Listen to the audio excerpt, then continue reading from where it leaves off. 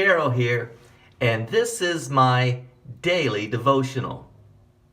There are some things that if you over ponder them will just really confuse your theological mind. Because about the time you think you're getting a grasp on understanding God, some teaching will come along that'll just blow your brain out of the water, and you think, wait a second, how can that teaching be? Because it doesn't fit into the box that I've placed God. One of those is in regards to the hardening of a heart. For instance, in Romans chapter 9, verse 18, it says, "Therefore God has mercy on whom he wants to have mercy, and he hardens who he wants to harden." Now, if God is a gracious God, and God doesn't want anyone to perish, but wants everyone to come to salvation, why would we think that God would then want to harden who he wants to harden? Well, one of the verses that helps me understand that is found in Isaiah 55, verse 8, that says, "For my thoughts and are not your thoughts, neither are your ways my ways, declares the Lord."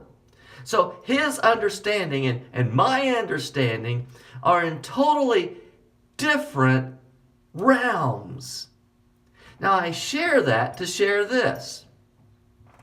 God spoke to Moses from the burning bush, and he said, "Go back to Egypt and tell Pharaoh to let my people go." So he goes back to his father-in-law, who he had been tending his sheep when he saw the burning bush, and he says, "Let me go back to Egypt." Let me read, starting in Exodus chapter 4 at verse 18. "Then Moses went back to Jethro, his father-in-law, and said to him, 'Let me go back to my own people in Egypt to see if any of them are still alive.'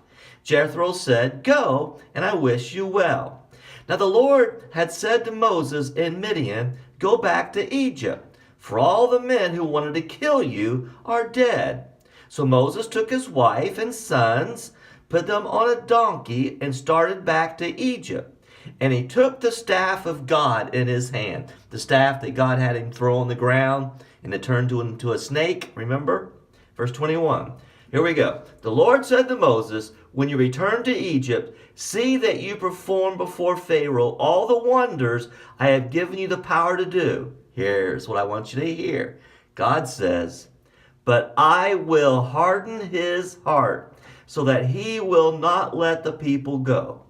Then say to Pharaoh, 'This is what the Lord says.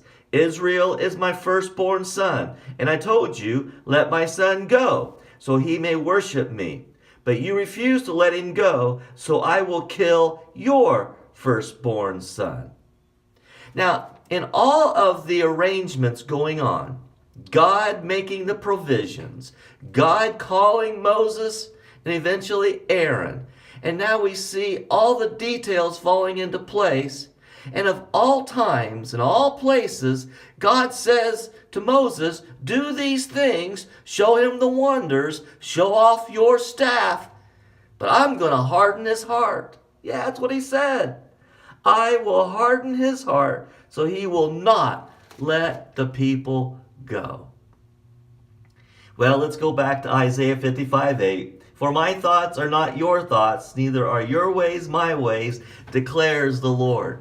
Sometimes we've just got to grasp and accept God's ways. It would seem a lot easier if he'd just gone back, thrown down that staff, it turned to a snake, and Pharaoh go, "Oh my, you possess the power of God. Take the people, go, and return to Canaan, the promised land." But no, it wasn't going to be that easy. God said, "I'm going to harden his heart." What steps along the way were steps to instruct Moses and the people of Israel about God that would have never occurred if he hadn't hardened Pharaoh's heart in the first place? Likewise, what steps might we have not learned if we also hadn't gone through periods of hardened hearts. I don't know. But God, His ways are not ours. He's God, and I'm not. God bless you. Good day.